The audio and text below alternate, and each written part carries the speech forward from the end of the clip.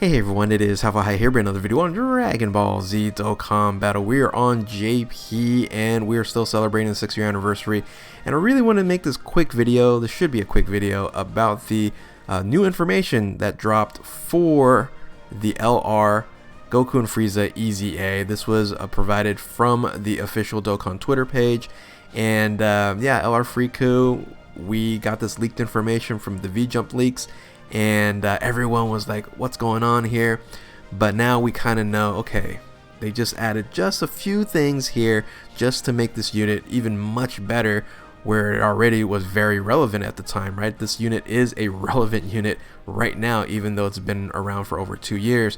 And they did it right. You know, it's not crazy OP, but it is still making this unit one of the best units in the game. So with that, let's go ahead and dive right into all the details. Of course, shout outs to the Dokkan Wiki for this information here, and then always a shout out to Goresh for his translations, always pretty quick. But anyway, let's go ahead and look at the changes here.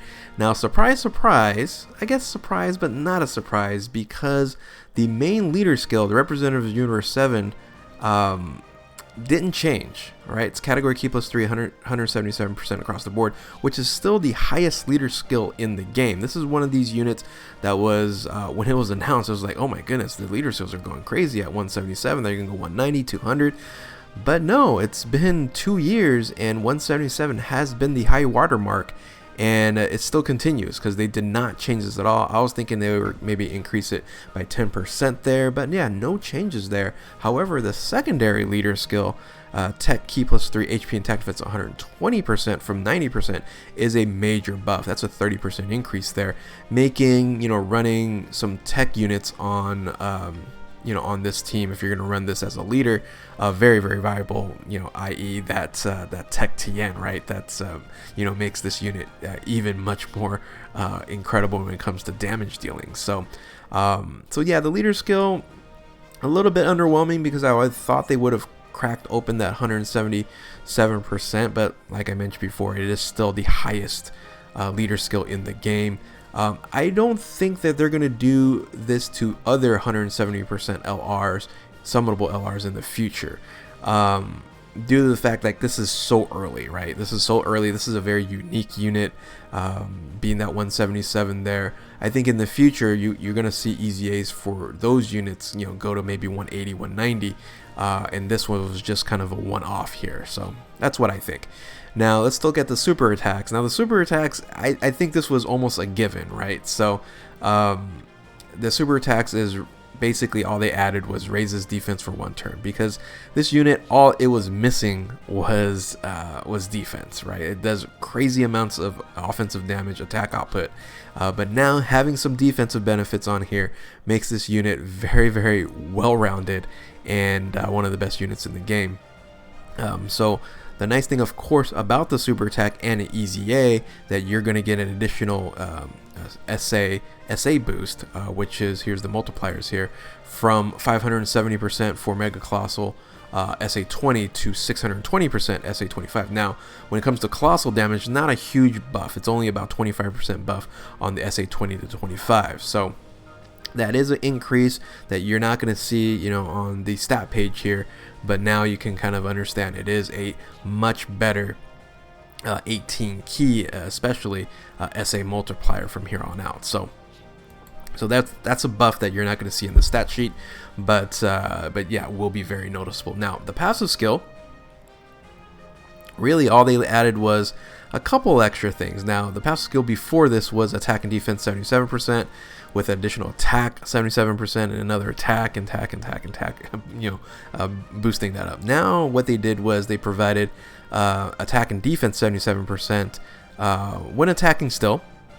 They kept that going. I really wish they would have just said attack and defense 77% at the start of the turn, but then plus an additional attack and defense. So this is attack and defense when performing a ultra super attack. So you definitely want to get a 18 key off if you're running like Super Battle Road and things of that nature that needs that defense, because that extra 77% is huge anytime, you know, you need a tank, right? So plus an additional 77% attack when the enemy is attack down or defensive down or stunned, or the super attack is sealed. So basically any kind of modifications or debuffs for the enemy, you're going to get an additional 77% to attack, which is better than just the attack down that it initially had on there. So passive skill did increase also the ki +1 at the start of a turn up to 7. So 7 turns in, you'll actually have additional 7 ki, helping you get that additional 77% to defense. So nothing huge of a change, which for me is a little disappointing. They could have put something that a little bit more restrictive, fun thing. I'll show you kind of, you know, my prediction. If you guys didn't see my prediction video, I'll kind of cover a little bit of it when I compare, you know, my predictions to what actually happened.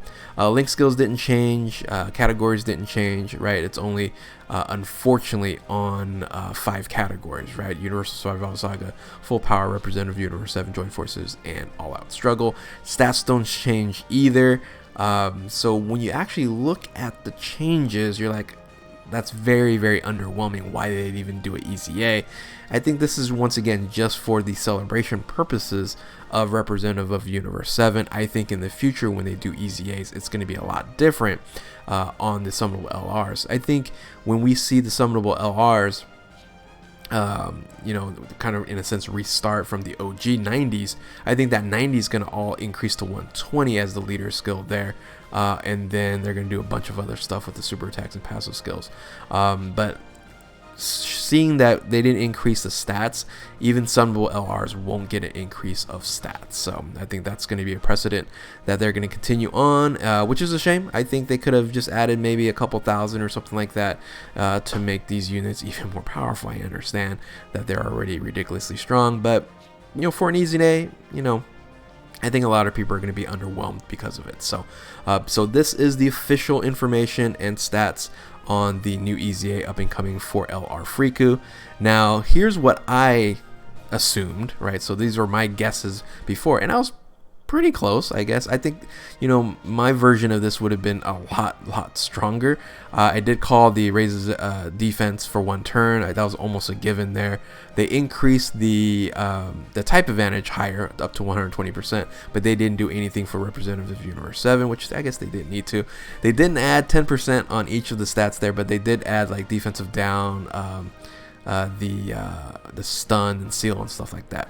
However, I did do a secondary guess when it comes to a defense increase by 77% on the passive skill, which I called that as well. So, but here's one thing I wish they would have done, because I think this would have been very interesting. I said, you know what if we had an Android 17 attacking in the same turn and you got an additional, you know, attack and defense 17%, which would have been huge. Oh, and then effective against all types, which would have been huge, but it only would have happened with that Android 17 on the team. So I don't know. I think they could have did something a little bit more creative than what the real scenario actually ended up being, which was just adding defense to the super attack and adding defense to the passive skill with an additional key up to 7. Oh yeah, and then the attack, defensive down, stun, and stuff like that. Sure, but I would have liked to see something additional or something like, you know, guaranteed crit if something were to happen, or you know, something restrictive, or maybe just even add like active skill. How cool would it be if we find out that future upcoming summonable LRs would actually have a you know, an active skill added as a EZA? That would have been pretty cool. But anyway, tell me what you guys think in the comment section below. It's just me rambling on here, so it's not as short as I thought this video was going to be. So with that, if you are new to my channel, if I can find the slide here, I don't know if I can or not. Like, subscribe, comment below, do all that good stuff. And yeah, thank you all for watching. I do want to find out what your guys' thoughts are, if you guys are underwhelmed or not from this. So anyway, thank you all for watching. Keep on Dokkaning. We'll catch you next time. Later.